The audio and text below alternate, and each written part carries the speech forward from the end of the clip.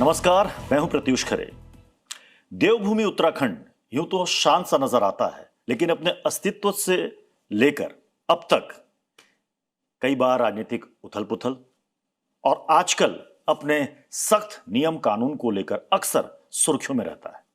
हमारे साथ मौजूद हैं उत्तराखंड के युवा और ऊर्जावान मुख्यमंत्री पुष्कर सिंह धामी जी, जो अपने कड़े फैसलों को लेकर अक्सर विरोधियों के निशाने पर रहते हैं। बहुत बहुत स्वागत है धामी जी आपका। धन्यवाद, नमस्कार। धामी जी, जैसा कि मैंने बताया कि आप अपने कड़े नियमों को लेकर, आपकी भूमिका एक इमेज सख्त प्रशासक की भी है और अक्सर इस वजह से आप विपक्षियों और विरोधियों के निशाने पर रहते हैं। अभी मदरसा बोर्ड को लेकर के जो कानून नया बना है, इसमें कांग्रेस कह रही है कि साहब ये तो मुस्लिमों के उनके धर्म को कुचला जा रहा है, दबाया जा रहा है और इसे हम बर्दाश्त नहीं करेंगे। जहां तक होगा लड़ेंगे, हम सड़कों तक उतरेंगे। देखिए प्रत्युष जी, हम लोग विधि व्यवस्था पर, भारत के संविधान पर आस्था और विश्वास रखने वाले और उसके अनुसार काम करने वाले लोग हैं। हमने जो भी काम किया है वो व्यवस्था के तहत, विधि के तहत और भारत के संविधान के अनुरूप किया है। मदरसा बोर्ड, इसमें अल्पसंख्यक शिक्षा में हम विधेयक लेकर आए हैं, जिसमें अल्पसंख्यक शिक्षा में उन सभी वर्गों को भी उस शिक्षा का लाभ मिलना चाहिए, सबको शिक्षा का अधिकार मिलना चाहिए।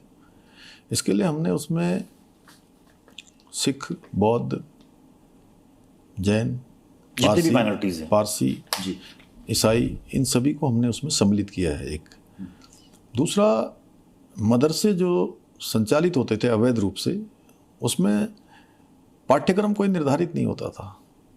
अब आज आधुनिक युग है, साइंस का, टेक्नोलॉजी का युग है, नवाचार का युग है, इनोवेशन का युग है।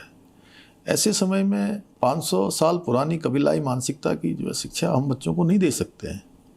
सभी बच्चों को आगे आने का अधिकार है और हमने निर्धारित किया है कि 1 जुलाई 2026 के बाद जो भी मदरसे शिक्षा बोर्ड के द्वारा जो पाठ्यक्रम है, निर्धारित पाठ्यक्रम है, उस पाठ्यक्रम को नहीं पढ़ाएंगे तो उनकी मान्यता रद्द हो जाएगी। और इसके कारण से देखिए, एक तो ये होगा कि जो बहुत सारे आपराधिक टाइप के लोग संदिग्ध परिस्थितियों में रहते हैं, बांग्लादेश से आकर, कहीं अन्य स्थानों से आकर, जिनका इतिहास पुराना अच्छा नहीं रहा है, वो लोग भी इन मदरसों में कहीं ना कहीं जगह पाते थे। वो तो बंद होना चाहिए और बच्चों को देश के विकास की बातें बताई जानी चाहिए। देश के जो लोग इसे मजहब से या धर्म से जोड़ रहे हैं, वो फिजूल में जोड़ रहे हैं। बिल्कुल जी, हम देखिए, हम किसी के खिलाफ नहीं हैं और हम तो आदरणीय प्रधानमंत्री जी का सबका साथ, सबका विकास, सबका विश्वास और सबका प्रयास, इस मंत्र को आत्मसात करके हम आगे बढ़ रहे हैं।